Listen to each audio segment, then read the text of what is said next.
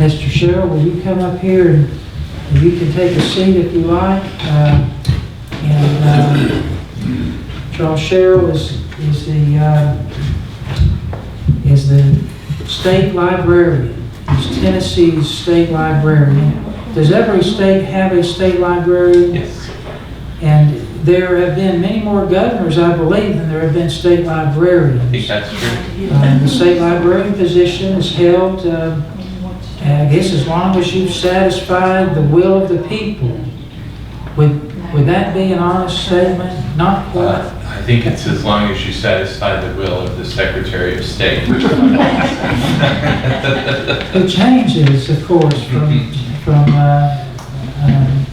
time to time as the governors change, of course. But Charles Sherrill has been in that position for 12 years.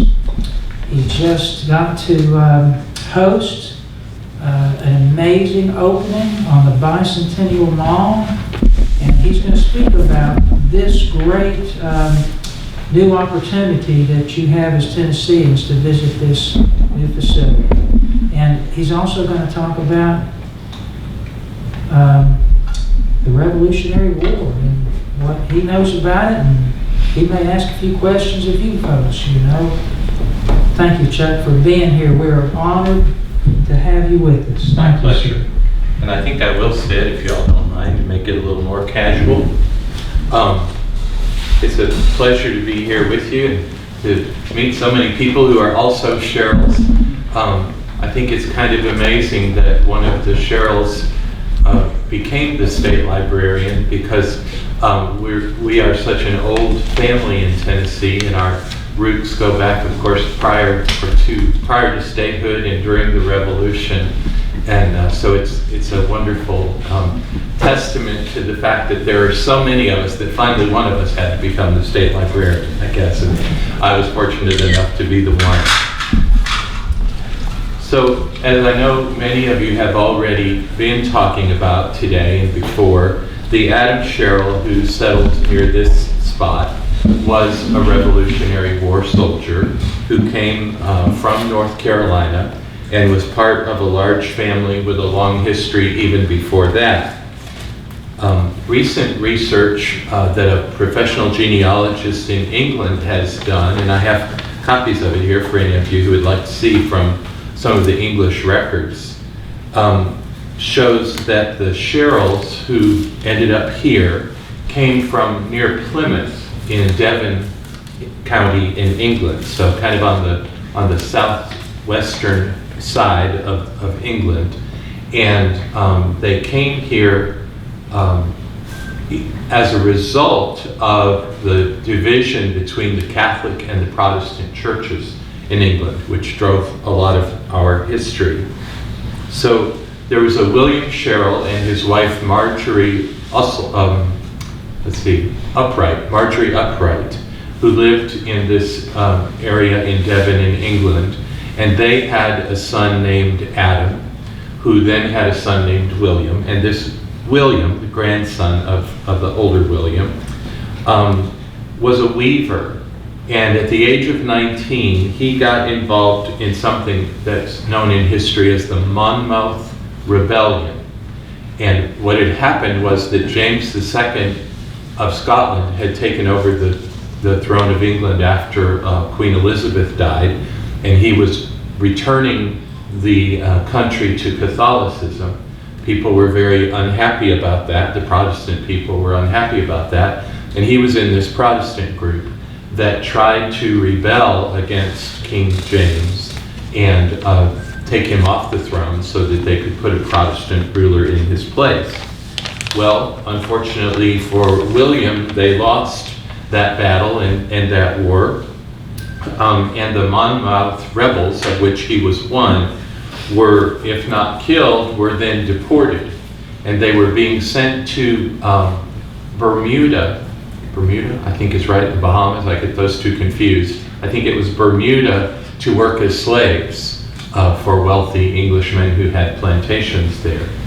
Well, something went wrong with the voyage, and he ended up being able to leave the ship when it was off the coast of Maryland. So he didn't get sent all the way to Bermuda, where he would probably have died because conditions for slaves working there were very bad.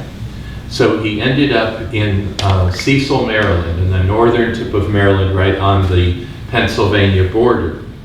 And he worked as a slave or as an indentured servant. It's not exactly clear until 1869, when King James was deposed in England.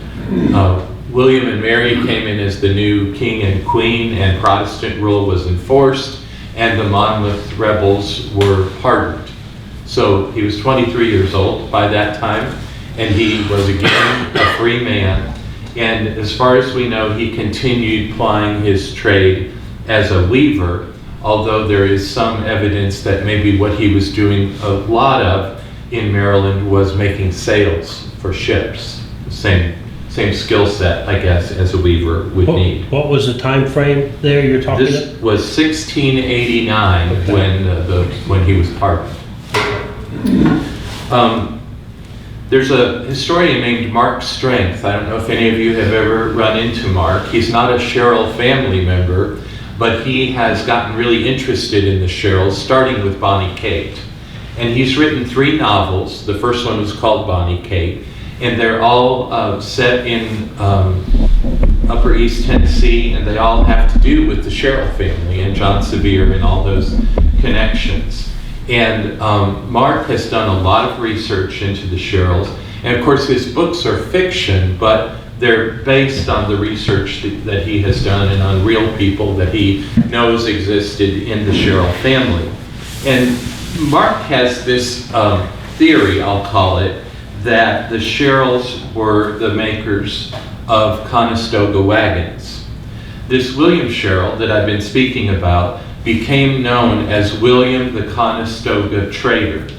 And Conestoga, in that sense, referred to the Conestoga Indians who were still living in that area, and he apparently went among the Conestoga Indians and traded goods with them. That was part of how he made his living. And some people have said maybe he married one of those Conestoga Indians. That may be what enabled him to go among them and get into business with some of them.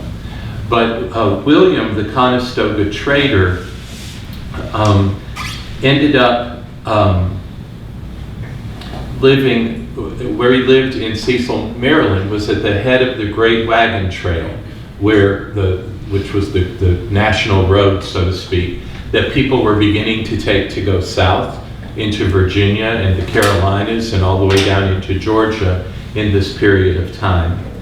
And the Sherrills living there makes it possible that that may have been a part of his business, was trading with the Conestogas, making sails for ships, also making the canvas covers that went over the Conestoga wagons. And so that's Mark's theory, and I think it's an interesting one.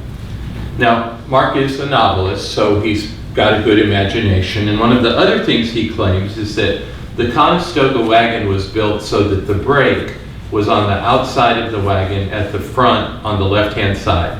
So if you were taking a Conestoga wagon over the great national road, you would have to walk alongside that brake so that if you came to a downward grade, the wagon wouldn't run over the oxen. So you'd have to apply the brake to the wheels to slow the wagon so the oxen could continue on down the grade until you got to the bottom.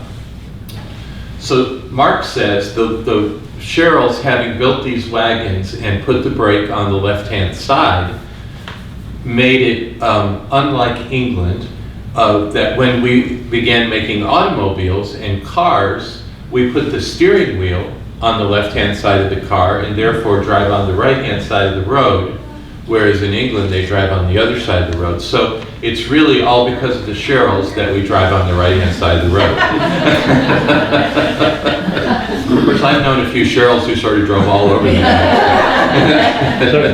certain times of the night. That's right.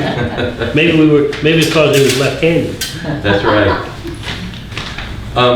After William Sherrill died, his son Adam moved down the Great Wagon Road again into Virginia, into Augusta County, Virginia, and then from there to the Catawba River Valley in North Carolina, not too far north of Charlotte. And it was there at the head of the Catawba that Adam Sherrill had his large family of children. Some of them remained in North Carolina, and others of his sons, including the Adam who settled here, came on into Tennessee in those early days. My own ancestor, I believe, was Samuel Wilson Sherrill. He was a son of that older Adam. And he, my problem with my line is that I can't quite prove how we get back to that Samuel. My ancestor's name was Henry Hunt Sherrill. This Adam also had a grandson named Henry Hunt Sherrill, but it's not the same one as my Henry Hunt Sherrill. Mine were over in Franklin County in Middle Tennessee. So I'm still working on making those connections, and I've got a DNA test in the works, so I'll know more soon, I think, about those connections. But between them, those sons and grandsons and other descendants of this William Sherrill, who came from England, have created a really large family, lots of descendants. I mean, even think about how many Sherrills have been in this room today, or people that are descended from Sherrills one way or another. It's pretty amazing. So I think it's a family to really be proud of. As Linda was talking about earlier, the indication is that the Sherrills were all about the Revolution at the time when the United States was breaking away from England, and that they were banding with their neighbors and really being kind of some of the people out front in that effort to break away from England. And of course, Catherine Sherrill, one of the sisters marrying John Sevier, who eventually became the first governor of Tennessee, was a big part of that. When they came into this country, and it wasn't really part of North Carolina, wasn't really part of Virginia, there was a lot of confusion about who was in charge here and who should be helping these settlers fight off the Indians. That was the main reason they wanted a government, was so that they would have some military help to fight the Indians. They formed the Watauga Association and basically said, if Virginia and North Carolina aren't going to help us, we're just going to form our own organization and take matters into our own hands. So there was a Watauga petition, a document that formed that association, and several of the Sherrills were signers on that petition, one of the first pieces of paper ever written in Tennessee, and some of the Sherrill family members were on there. In my own family, most of our Sherrills in my line are kind of short and swarthy, darker. When I was growing up and proving to be rather tall, my grandpa kept shaking his head and he kept saying, there aren't any tall Sherrills on our side of the family. There are a few more now than there used to be, I guess, but I think that's because my great-great-grandmother her last name was Farrar, F-A-R-R-A-R, and my grandfather said she was Black Dutch, which I have learned since then is just a kind of a sort of area of Germany that they called, the people from there were called Black Dutchmen. And she was short and dark. I have a photograph of her, so I think that's where the short, dark part came in, not from the Sherrills, but from the mother of our group of Sherrills. And most of them were simple farm people in Middle Tennessee, and during the Depression, a lot of them were having trouble holding on to their farms, including my grandfather. And so they, again, banded together, not to fight the English this time, but to fight the economy, and they went up north to Cleveland, Ohio, and worked in the auto factories up there. And it's amazing how many people passed through the General Motors factory in Cleveland, Ohio, who were Sherrills and Sherrill relatives from my branch of the family. My grandfather worked there several years, and they would buy new cars in Ohio from the factory at a discount. They would drive them on the weekends back down to Middle Tennessee, would put in a crop or harvest or do whatever needed to be done on the farm, would sell that new car to somebody in Tennessee, would buy an old car in Tennessee that wasn't rusted out like all the ones up north, and would drive that car back up to Cleveland and sell it to somebody. So they had this whole economy that they built around having to travel between Ohio and Tennessee. Well, after about 4 years of that, my grandmother, who was stuck on the farm and pregnant with her 5th child, one time Grandpa came home on the weekend and she said, "You are not leaving me here again. When you get in that car to go back, we are going to, I've had it." And so they left Ohio, or left Tennessee and moved to Ohio and stayed there the rest of their lives. But my mother's family are from that area as well, and I still have a lot of relatives. Well, I have a lot of relatives on both sides there. So it's in my case at least, it's not a great lofty heritage of having these well-to-do, prominent ancestors, but it's just a lot of good, hard-working people who did what they had to do to get through, and who lived honorably and loved their people. So that's something I can be very proud of. I would be glad to answer any questions about the Sherrills, if there's anything anybody would like to ask or say. I have done a lot of Sherrill research for a long time, but I'm not by any means an expert. There are people who know much more than I do. Mr. Sherrill, your information about from Devon, England, does it indicate that the spelling of the Sherrill surname was different back in that era? Can you elaborate on that? It often was spelled Sherwell or some variation of that. Or any origins information on that? Sher is a early English word for clear, and well, of course, being a well of water. So clear well, those people who lived by the clear water, seems to be the origin of the name. At least that's the predominant theory. It's the first I've heard that, so Okay. I like that. Yeah. When I was back in high school, I think it was my history teacher told me my name used to be spelled with Scherrill. And they said they dropped it when they come over on the boat. They dropped the C. The sea fell in the ocean. Yeah. Well, it's certainly been spelled a lot of different ways and still is. I had a cousin from Texas who was here last weekend, and we went down into Coffee County to visit our Sherrill cousins. And the road there, it's called Sherrill Road, the road our great-grandfather's farm was on. And it's spelled on the road sign Sherrell. And Tammy, my cousin from Texas who'd never been there, said, "What? Why is it spelled that way?" And I said, all the road signs in Coffee County are misspelled. Whoever was in charge of this project when 9/11 came in didn't know how to spell, and so there are misspellings all over the place. And she was highly indignant. She's going to write letters and complain and try to get it spelled the right way. But in fact, in looking through historical records, it's spelled all sorts of different ways over many years. It probably always will be. There's some tombstones over in Catawba County where it's spelled with the ELL. Is that right? Yeah. From the mid-1700s. Interesting.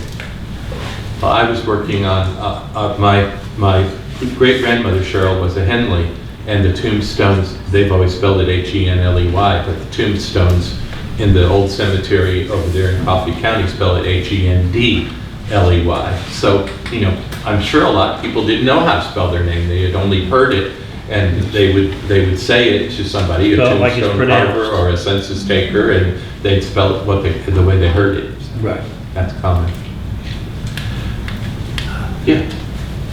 Of course, our Adam Sherrill, as we speak of him, who acquired this property that we're on, his father, Samuel Wilson Sherrill, you mentioned a little bit earlier, born in 1725. Is there anything that you've heard of that has come out of North Carolina that identifies anything about his motive or his travel into the Tennessee country to be a part of the Watauga community? He was there as a signatory, was he not, in some of those critical documents?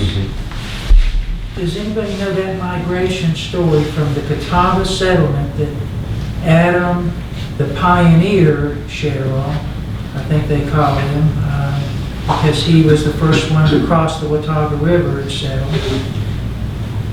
When did Samuel Wilson break off so that he got in Watauga and had Adam Sherrill and Catherine Sherrill and the rest of the Mesquite? I heard an interesting theory this morning that I hadn't heard before from Lyndall, who said that because the Sherrills were involved in the battle at Kings Mountain and in fighting off the British, that they probably made a lot of enemies, and that they decided to leave before the Revolutionary War was over and come on into Tennessee where it would be safer, because there was nobody here, safer at least from British, if not from Native Americans. But what I do know is that Samuel Sherrill and John Sevier came together and settled on adjoining farms on the Nolichucky River. And the Samuel Sherrill farm location was about 400 acres on the Nolichucky. And I've been to that location, and it's just beautiful. It's still just like back in here, beautiful farm country, but it's of course flatter because it's right along that big river, and so it's in a plain, and it's still farmland, very pretty. And there was a book published in the 1930s that showed the location of John Sevier's farm, which was called Marble Springs, and showed the Sherrill farm right next to it. And that threw off researchers for a couple of generations, because the person who published the book made an error. They lived in a bend of the Nolichucky River, but there are two bends in the river that are almost identical in shape, about 40 miles apart. And this author placed the Sherrills and the Seviers in the wrong bend of the river.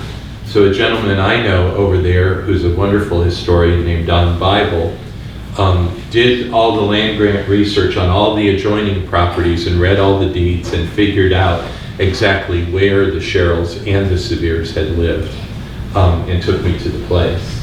And I have a copy of an article about that you might be interested in.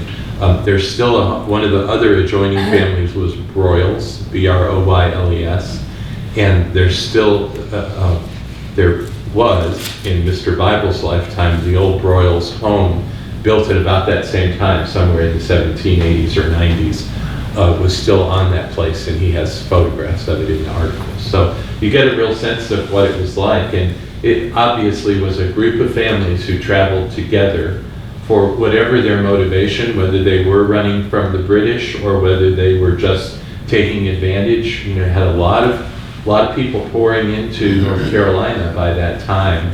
And those folks who wanted to kind of be out on their own and spread out, being more independent, were heading to Tennessee in order to find that space. Then, of course, their children and grandchildren went on to Arkansas and Texas and on to Oregon and beyond for the same motivations. And one of Samuel Sherrill's sons, Ute, or Uriah, by I guess his birth name, known as Ute, it seems like, in the historic records. He stayed behind, I guess, with a bunch of the other brothers, it seems like in North Carolina, not in the future Tennessee territory. Do you know of other Sherrills, which Sherrills came into, like as did Samuel Sherrill and Adam Sherrill, maybe as young men? From what I've been able to determine, I think that Samuel, who was by then in his 60s, was the oldest of the Sherrills who came to Tennessee, and he of course had sons who spread out, including Adam. But as far as I know, all the Tennessee Sherrills are descended from Samuel through Adam or one of his brothers. Samuel Wilson Sherrill. Mm-hmm. Okay. But the younger children of of Adam Sherrill. You don't know if any of them came on to Tennessee at some point. The younger children of Samuel? Of Adam Sherrill, I should say. Samuel's Wilson's father. His father, the older Adam. I do not know. I think there's been some research on that, but I haven't done it myself, so I'm not sure. There are 6 volumes of family history, of Sherrill family histories in the Tennessee State Library and Archives. And they all deal with different branches of the family, and some of them don't even agree with each other. So there's been a lot of research done, and there's still questions unresolved. And a somewhat of a mystery to us is, exactly when our Adam Sherrill came into here. And did he have a land grant? That's what has been said, Revolutionary War land grant. What about in your library? Are there records of land grants for the Tennesseans and Revolutionary War veterans that folks can search and find? There are, and many of them are available online now and searchable that way as well. North Carolina didn't have money to pay its Revolutionary War soldiers.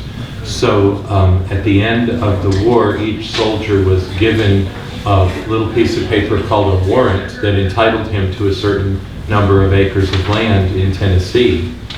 That land was supposed to have been, in theory, located in what was called the military district, which was 100 square miles with Nashville at its center. But all of that was pretty imaginary at the time, because Nashville wasn't really a center, and the lines of where these boundaries were unknown, and how to actually get that piece of property was very difficult. So most Revolutionary War soldiers who were issued a warrant sold it.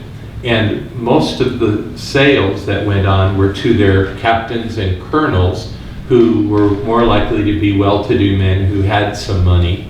And they very often would buy those military warrants as what was called a speculation, thinking, well, nobody may want to move out to that wild Indian country now, but eventually people will, and the value of this land will go up. So I'll buy all of these acres of land from all these soldiers who what they really need is cash money to get home on and to plant a crop and get their lives restarted. They're not interested in picking up and moving somewhere.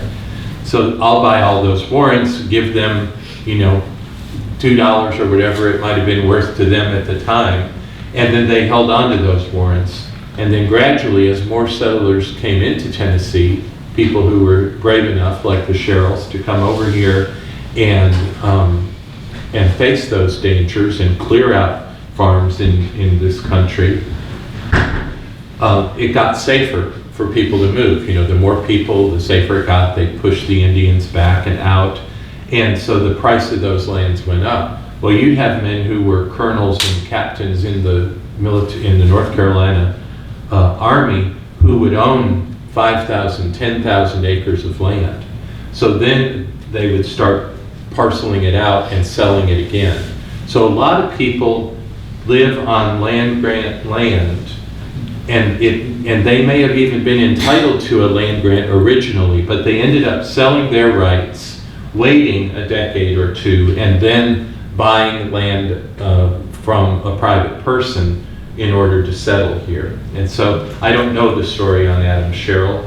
I think if he had turned in his warrant and gotten land right away after his service, that record would be quite clear, because we have good records of those. So something different must have happened, but I don't know exactly what it may have been. But we do have copies of all the North Carolina state records regarding land grants at the Library and Archives in Nashville. And then when Tennessee became a territory of the federal government in 1792, North Carolina still didn't really want to deal with Tennessee. They had their hands full with their own, within their own boundaries. And Tennessee wanted to begin the process of statehood. So North Carolina gave up its right to the lands in Tennessee to the federal government. and this area all became part of the territory south of the River Ohio for just a 4-year period, and then it became a state. But while it was a territory, and in the first years of being a state, there was a moratorium on granting any more land because they didn't really know how many land grants had been given out, how many acres were already accounted for, that people had these little warrants or deeds, that they had a right to this land. So they just said, okay, we're not issuing any more land grants, and the federal government can't sell land in Tennessee, and once we became a state, the state government couldn't sell vacant land in Tennessee because they were waiting for all these Revolutionary War warrants to come in.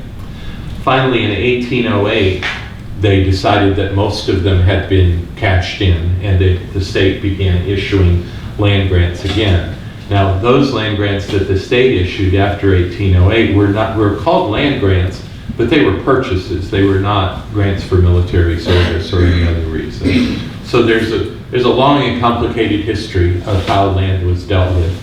And one of the problems, actually, an early historian about 1900 wrote in a Tennessee history book that the history of education in Tennessee was closely tied to the history of land, and that the history of land was the history of confusion. and I think it still is. There's a lot of confusion about land records.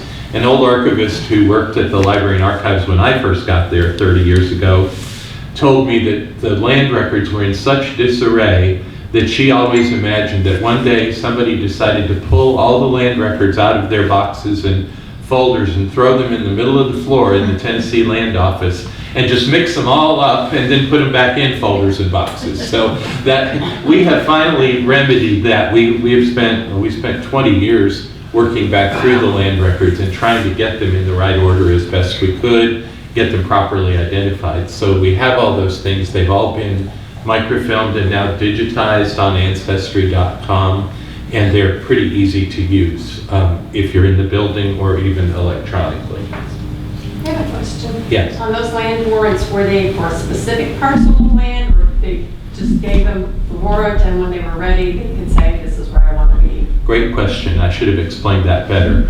If you were a Revolutionary soldier, your warrant was just for a certain number of acres. And it was supposed, not for a certain piece of land, just for 160 acres, let's say. And it was supposed to be located in that military district around Nashville. Well, pretty soon, first of all, the boundaries of the military district were not entirely clear to the later surveyors who were going out and trying to find parcels for these soldiers. And secondly, all of the land in the military district looked like it was claimed, so they started honoring those warrants anywhere in Tennessee. So some of those warrants got used here, for example, when really they weren't supposed to be. The warrants did not have a location, but the land grants that were sold for a specific location.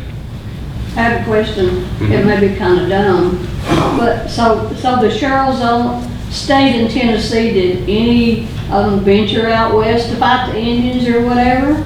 Oh yes. In the subsequent generations, a lot of Sherrills moved west. Not necessarily to fight the Indians. In my own family, there was a strong tradition of belonging to the Nazarene Church, and a whole group of my Sherrills moved to northwestern Arkansas to, I think, following a pastor or, as a congregation to plant a church out there. So there were plenty of Sherrills who moved on, but not immediately, but gradually. Anything else? Are there any other books that you would recommend that you have found about the area? Or Mark Strength's books they're novels, and they're not bestsellers, but they're worth reading, especially if you like Sherrill stuff, because they're all full of Sherrills. Another book I'd recommend, which is also a novel, is Patricia Cornwell's King's Mountain. It was published a few years back, maybe 6 or 7 years ago. And Patricia Cornwell has written a lot on folklore and folkways of Western Carolina, Eastern Tennessee, novels featuring those things. And she wrote a novel about Kings Mountain that is just great. And although I'm a historian and I read history, I think I probably learn history better through novels and stories than I do through real history. So I really enjoy, a novel that kind of sets the framework of the time and the place and the important people, and then I can get into the records and, find the facts. And Patricia Cornwell's Kings Mountain really will do that for you in terms of that battle and all the things that went on before and after it. And the first one you said, Strength, what's this last? Strength, Mark Strength, spelled just like it sounds. So I want to tell you a little bit more about the State Library and Archives, where I've had the pleasure of working for many years, but for the last 12 years have been the head, the State Librarian and Archivist. We have wonderful collections for anybody interested in any aspect of Tennessee, particularly Tennessee history and family history. What makes us special is, among other state libraries and archives, is that we not only are in charge of the book collection about Tennessee, we have essentially every book ever published about Tennessee, as well as books about American history and the various wars and folklore and folkways and all sorts of tangential topics that touch on Tennessee history. But we have the state records because we are also the state archives. So we have all the documents of state history, including the papers of John Sevier and the papers of every subsequent governor. So John Sevier's collection is 3 boxes. These boxes are about this size. John Sevier is 3 boxes. Every governor following the collection gets a little bigger and a little bigger and a little bigger, until the last collection we got in, the Haslam papers, was 890 boxes. So you can imagine, what does that tell you about how government has grown, and also record keeping has changed. But we have all of those papers, as well as all the laws passed by the legislature, and not only the laws themselves, but the documents behind the laws. So let's say you wanted to get the license to run the turnpike from Crossville to Lebanon. You would have to go to the legislature and say, I want to build a turnpike, and I need you to give me the authority to form a corporation, raise money from stockholders, and build this road. And then once I get it built, I'm going to charge people to travel on it. So your original letters to your state representative saying, this is what I want to do, is called a petition. And those petitions are all in the library and archives. Well, some of them were actually turned into laws and passed. Others were never acted on. They were tabled in a committee and just sat there. So there are all these records of things that were proposed but never happened, going all the way back to 1796 and all the way up to the present, that we still have in the archives. In addition to all of those state records, which of course now include birth and death records and marriage records and automobile registrations and every other thing you can imagine, we also collect private manuscripts. So I think, who was it? Bobby's wife was saying we had the papers of what organization? The Tennessee Academy of Science. Right, the Tennessee Academy of Science, a science teachers organization. And we'll have the records of this and that Methodist and Baptist and Presbyterian church. We'll have the family papers of the Joe Schmo family who gave them to us, old letters and correspondence and diaries from the Civil War or the Korean War, the Vietnam War, whatever caused somebody to think that something was worth keeping can eventually end up in the archives. So we have the book collections, the state record collections, and then the manuscript or private paper collections, all 3 under one roof. In many states, those 3 things are separated. You have a state archives building, you have a state library building with the books, and then you have a private Kentucky Historical Society or Filson Club in Kentucky where those private records are kept, and you have to travel to all 3 places and use them differently. So I think Tennesseans or people interested in Tennessee have a real gem in the library and archives because we've combined all of that under one roof. and we invite people to come in. There's also a Tennessee State Museum, a new one, just across the Bicentennial Mall from us, a block away. We say that the thing that distinguishes us from the museum is that the museum collects three-dimensional objects, whereas we collect paper and books and photographs and maps, flat things for the most part. Also, when something goes into the museum, it goes into storage, and it may come out to be part of an exhibit later, or it may not.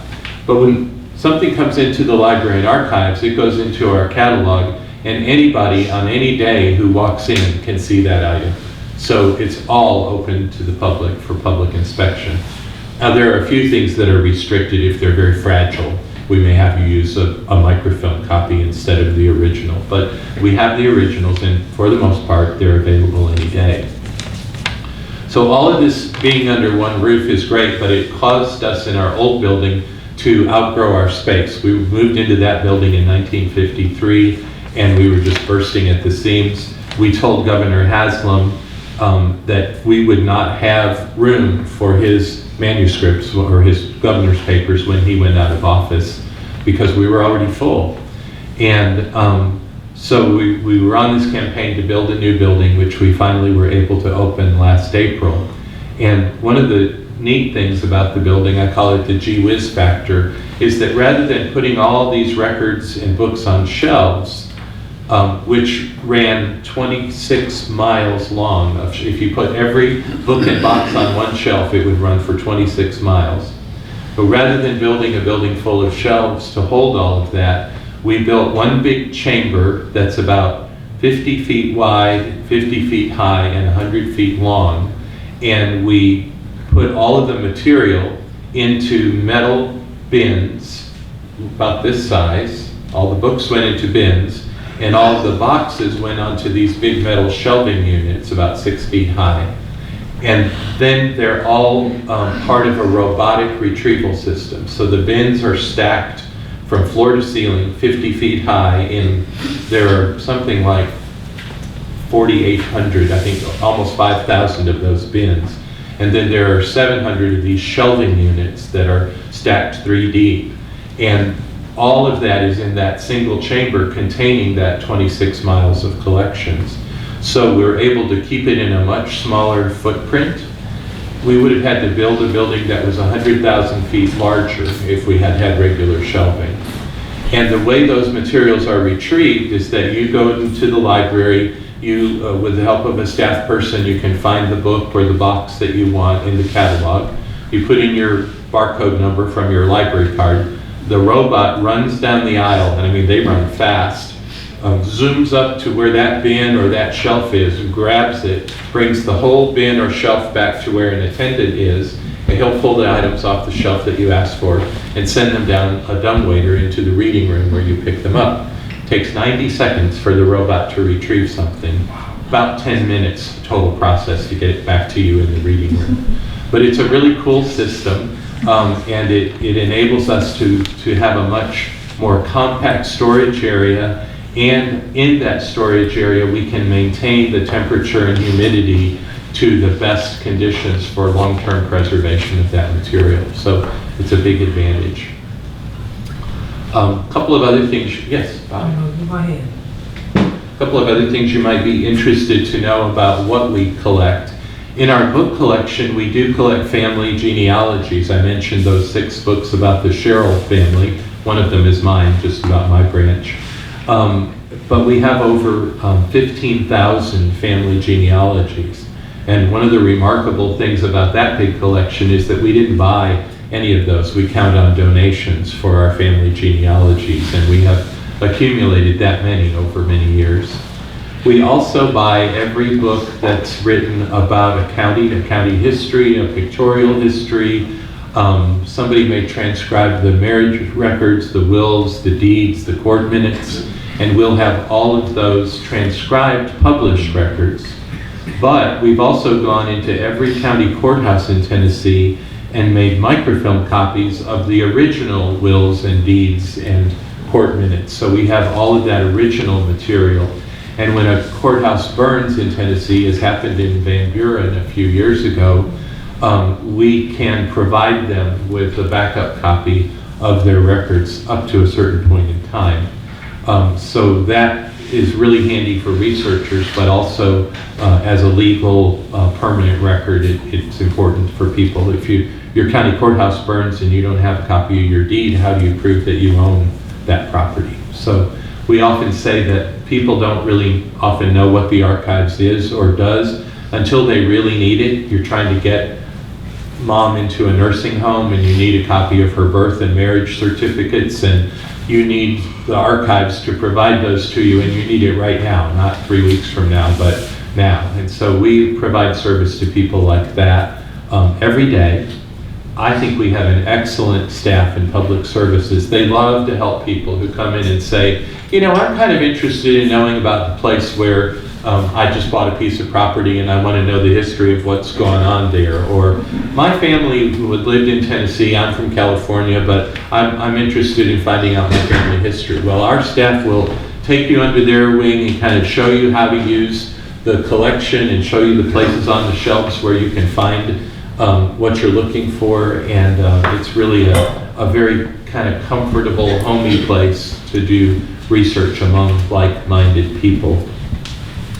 One of the other things we've done back in the 50s when microfilm was new to us, we sent teams out to every town in Tennessee that had a newspaper, and they searched to find what they call the newspaper morgue, or the back issue copies of those newspapers, and microfilmed all of those.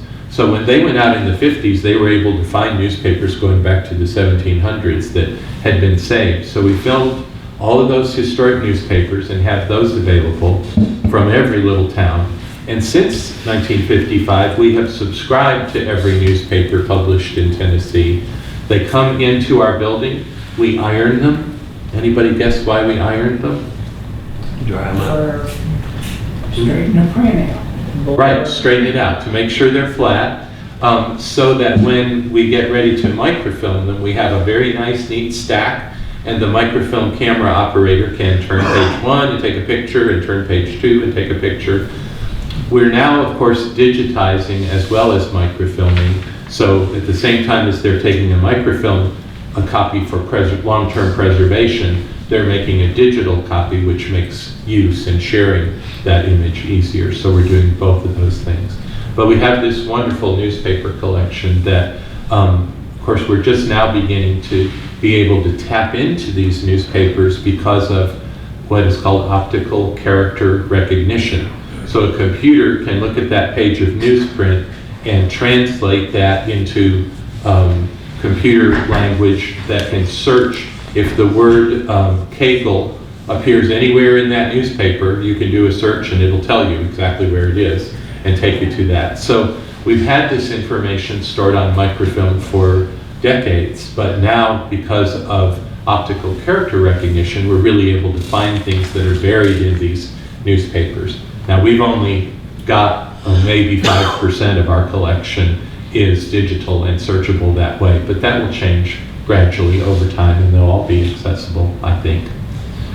We work with newspapers.com and ancestry.com and all of those online services to partner with them to share what we have and in return get back digital copies that we can use.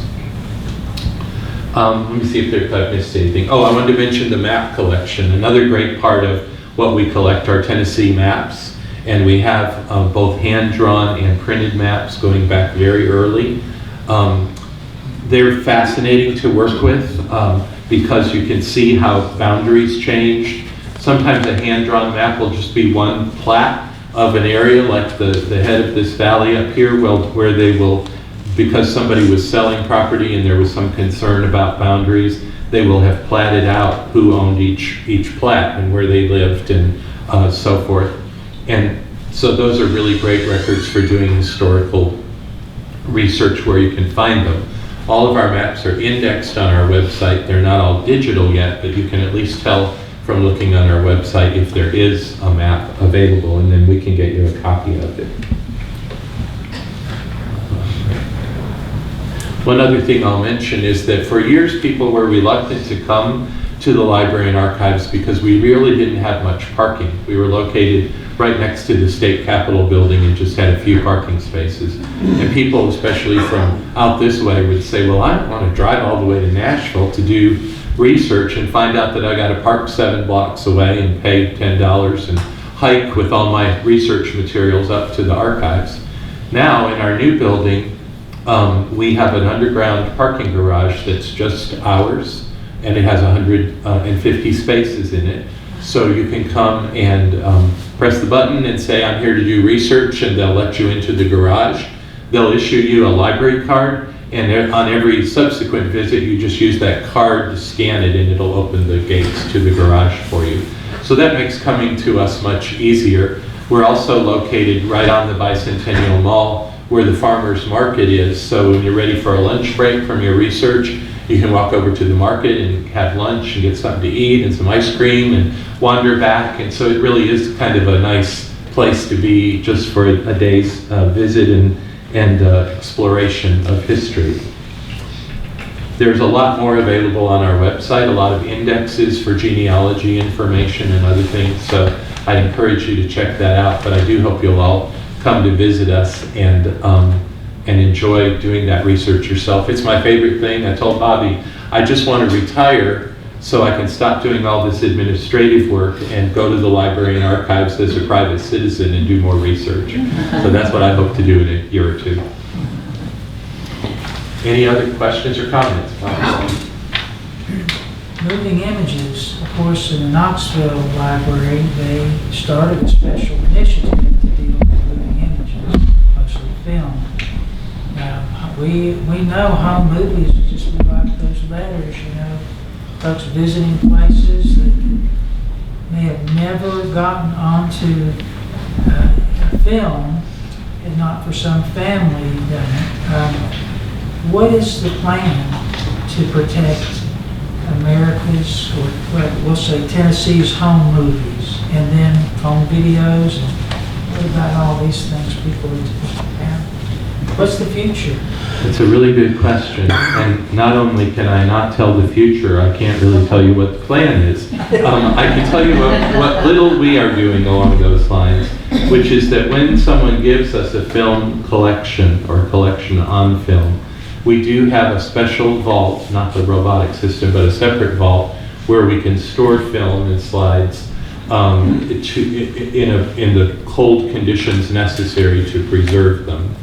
And we also have one staff member who has a lot of what we call legacy equipment. He's got 8-track tape players, VHS players, all kinds of old computers, so that he can extract information from older media and convert it to a modern digital file for easy access. We haven't gone back and done everything in the collection, but we do them as people ask for them, and we do have that capacity. Sir? Yeah, Chuck, on that same topic, I'm working over at Fall Creek Falls right now. And they must have at least 200 16mm film reels that we can't view to see what is on them. Now, you mentioned about legacy equipment. Is that the ability to borrow that and so we can catalog that? Or? No, we don't loan the equipment out, but certainly Greg Yates, who is the person in charge of that work, would be glad to run some samples for you and kind of tell you, whether he has the equipment that will make it work. Okay. And what we normally do is to say to someone, if you will donate the originals to the library and archives, then we'll work with you to get it digitized over time. Now, that amount of film is probably beyond our capacity, but for smaller collections, we do that. And so we might be able to do some sampling or other kinds of work that would help you move that forward. What was his name, sir? Greg Yates. Greg. Or you can get in touch with me and I'll connect you. Okay, great. Okay. Is there a way that county archives that at Rutgers that exceed their storage capacity can transfer them to the archive center in Nashville? We have done some of that over the years. We try not to, and we try to return things we have that we can return that were given to us 100 years ago for that purpose.